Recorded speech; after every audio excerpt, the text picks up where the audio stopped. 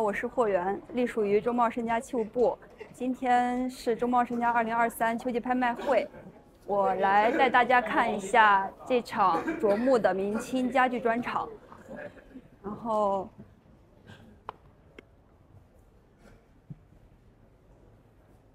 这边这件是我们的一个很热门的拍品，是一个圆角柜，它也叫面条柜。它的名字由来是由于这个柜顶是圆角得名的，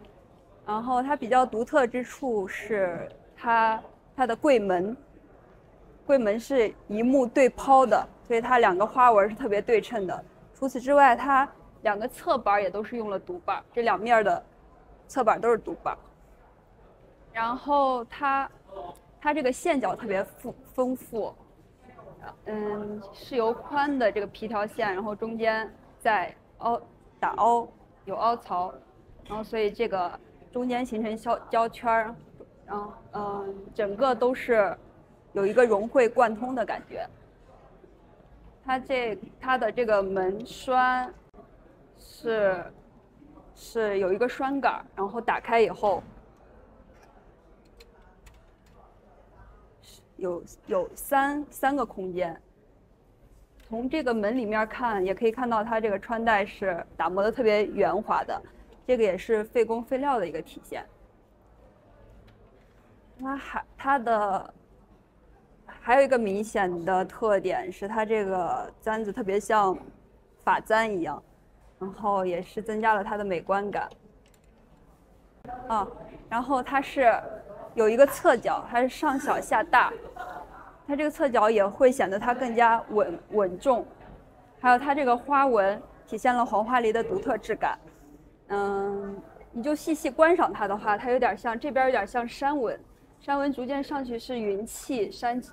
还有那个河水纹的感觉。汇聚到上方，它把这两个中间部分的花纹放到了上方，就有点像兽眼，然后就有一种守护兽的感觉，这个家具也就被赋予了家宅平安，就有一个吉祥的东西去守护你。它还有一个亮点就是它的角牙，这边它这个牙板是花形的，但是它上面又雕成了有点类似于凤纹回首的图案，然后一般的是一个刀牙板。所以它这个是比较特殊，也是比较精美的体现。还有一个是它的，在下面一件拍品是这个黄花梨铁力木心案。一般的画案的话是超过60公分就算大案了，画案了。再严格一点是超过65公分，而这件画案已经宽度达到了68.5。所以这个用料也是很大的。它的这个，再细看它这个刀牙板它是比较细、比较小、比较秀美的。这个也是明式家具的特征，也是年代比较早的特征。它的腿足不是正圆的，而是椭圆的。所以你从正面看，它这个的宽度和这边宽度是均等的，就是有一种和谐的美感。从侧面看，它又不是正圆那么相等，从侧面看又会稍微有点秀美的感觉。然后这边也是有双撑，它中间嵌的这个铁力木心板的话，也是有一个色彩的对比。除此之外，就还有它黄花梨和铁力木的搭配，在家具里面一直是一个比较经典的搭配。有人认为是因为它们两个木性相同，就收缩的木性的意思就是温度如果变高的话，它可能会膨胀；温度变冷的话，它会往回收。黄花梨和铁力木的材质是比较相像的，它们收缩率一致的话，它们俩去搭配，就是非常合适、经典的一个组合。一般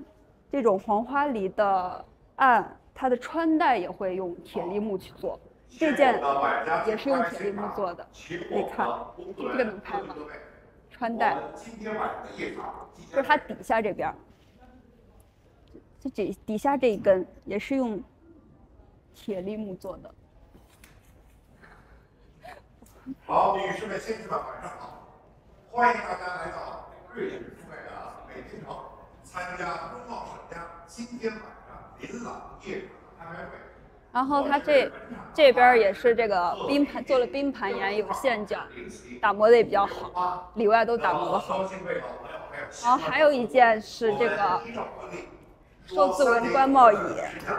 它是不出头的，所以也叫南光帽椅。但它这个比较有特点的地方就是它这个靠背板用的特别宽，足足达到了这个的1/3左右，所以这个用料是很奢侈和很奢宜的，而且它里面这个现地雕刻的寿字纹也雕刻的比较精美，中间还有打挖，工艺比较精。还有它这个扶手的弯曲度，它的靠板这个 C 型的弧度，它不是用火烤成的，这个大家应该都知道啊，就是用一木整挖出来的，就是从木头里面就挖取出来的材质，所以它这个宽度